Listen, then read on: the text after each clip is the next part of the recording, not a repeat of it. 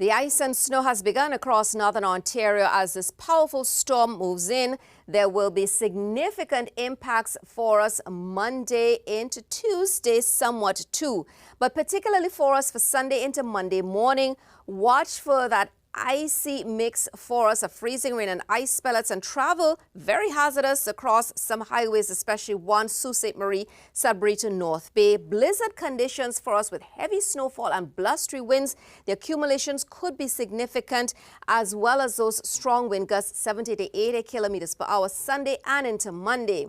Now watch for travel along our marathon towards Sault Ste. Marie, Kapuskasing, Timmins, Sudbury, North Bay area, not only with the freezing rain, but also with the ice pellets. Now the snow, that could potentially take us 50 plus centimeters. New Liskeard up toward Timmins, around Kapuskasing. Blizzard conditions for travel east of Lake Superior for us, where we could be looking at 30 to 40 centimeters of snowfall. And with those winds, widespread gusts 70 to 80 kilometers per hour Sunday into Monday.